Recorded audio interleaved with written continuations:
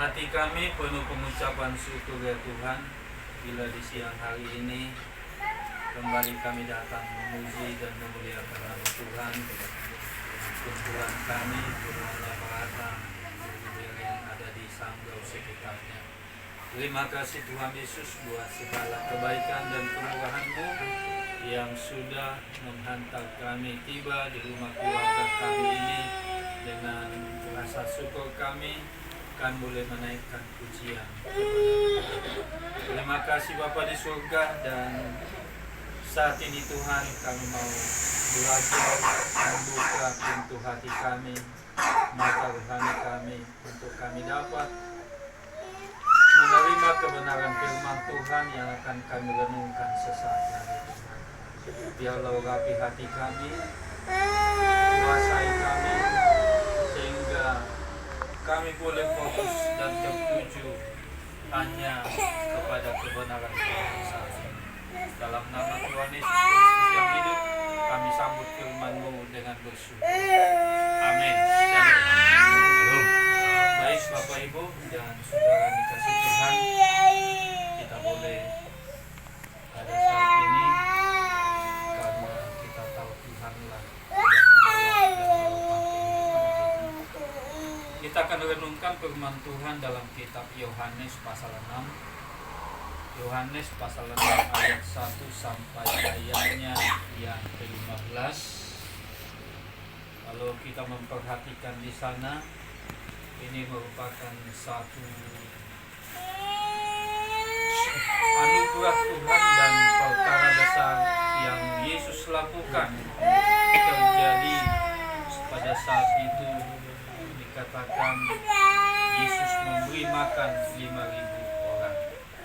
Saya akan bacakan firman Tuhan bagi kita. Sesudah itu Yesus berangkat ke seberang danau Galilea, yaitu danau Tiberias. Orang banyak berbondong-bondong mengikut dia, karena mereka melihat mujizat-mujizat penyembuhan yang diadakannya terhadap orang-orang sakit. Dan Yesus naik ke atas gunung dan duduk di situ dengan murid-muridnya. Dan Paskah hari raya Yahudi sudah dekat. Ketika Yesus memandang sekelilingnya dan melihat bahwa banyak orang berbondong-bondong datang kepadanya, berkatalah ia kepada Filipus, "Di manakah kita dapat membeli roti supaya mereka ini dapat makan?" Hal itu dikatakannya untuk mencobai dia, sebab ia sendiri tahu apa yang hendak dilakukannya. Jawab Filipus, katanya, "Roti seharga 200 dinar tidak akan cukup untuk mereka ini, sekalipun masing-masing mendapatkan sepotong kecil saja." Sampai di sana dulu.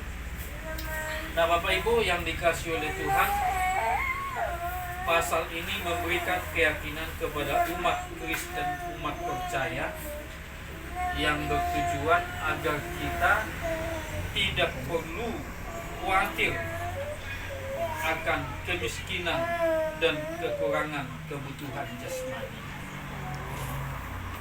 Kenapa disebut demikian? Karena kalau kita memperhatikan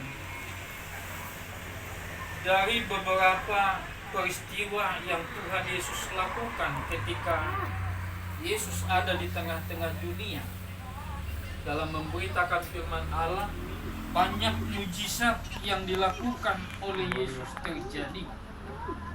Nah, dikisahkan pada satu hari, dikatakan di sini Yesus sedang berada di Tiberias untuk melakukan perjalanan menuju Galilea.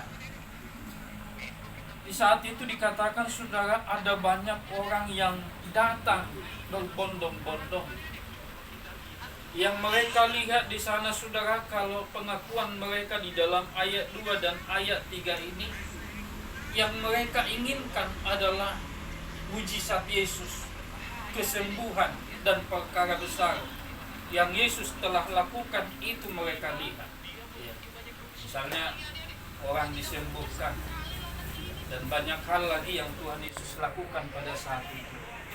Dan inilah motif yang diinginkan orang banyak pada saat itu. Iya. hanya kesembuhan. Nah, artinya sudah dikasih Tuhan, apa yang Yesus inginkan sebenarnya terjadi bagi masyarakat di sekitar pada saat itu, yaitu agar menaruh harapan pada Tuhan. Kenapa dikatakan saudara, supaya masyarakat itu, umat itu, bangsa itu menaruh harapan kepada Tuhan, supaya mereka tidak seolah-olah hanya memerlukan kebutuhan jasmani, kebutuhan, keperluan sakit penyakit yang disembuhkan oleh Tuhan. Karena motif utama mereka pada saat itu adalah bagaimana mereka supaya dipulihkan dari sakit penyakit, dipulihkan dari segala kemiskinan, dipulihkan dari segala ketidakberdayaan. Tetapi yang Yesus inginkan sebenarnya terjadi, bagaimana mereka supaya punya harapan yang luar biasa, punya harapan yang benar kepada Tuhan, bukan sekedar hanya berkat jasmani yang diperlukan oleh manusia itu, tetapi ada harapan bahwa dalam Yesus ada segala-galanya, ada kehidupan, ada kemurahan dan kebaikan di dalam Kristus Yesus. Itu yang Tuhan Yesus ingin tunjukkan kepada mereka. Sehingga dia bertanya kepada Filipus pada saat itu, orang begitu banyak, dengan apa kita memberikan mereka makan? Adakah di tempat ini penjual makanan atau tidak? Mungkin sekitar seperti itulah bahasa Tuhan Yesus kepada Filipus. Tapi Filipus berkata, dengan seharga sekian mereka tidak akan bisa makan di karton. Roti seharga 200 dinar saja pun mereka tidak akan kita bisa dapat mereka kasih makan sekalipun sepotong kecil, kata Filipus. Yesus memahami. Yesus memahami itu. Tetapi Yesus sebenarnya ingin mengetahui daripada Filipus ini, supaya Yesus lakukan yang terbaik. Itu yang dimaksudkan oleh Tuhan sebenarnya kepada Filipus itu. Tetapi Filipus di sini justru jawabannya berbeda dengan apa yang diharapkan oleh Yesus terjadi. Maka saudara dikasih oleh Tuhan, sebagai orang percaya, kita perlu dikatakan supaya kita menaruh harapan kita kepada Tuhan, menaruh pandangan kita kepada Tuhan, menaruh iman kita kepada Tuhan, menaruh segala sesuatu yang ada dalam hidup kita kepada Tuhan, karena Tuhanlah yang punya segalanya dalam kehidupan kita. Yang kedua, saudara yang kasih Tuhan, yang ingin Yesus lakukan, yang ingin Yesus saudara buktikan kepada kita, kepada masyarakat pada saat itu, supaya yang kedua, mata rohani mereka bisa terbuka dengan baik. Ini mata rohani mereka bisa terbuka dengan baik. Terkadang Bapak Ibu, kita hanya bisa melihat mujizat Tuhan, berkat-berkat Tuhan dengan apa yang ada kita miliki. Iya. Misalnya kita mendapatkan hasil yang banyak dari segala usaha kita, lalu kita berkata, Tuhan memberkati saya, terima kasih Tuhan.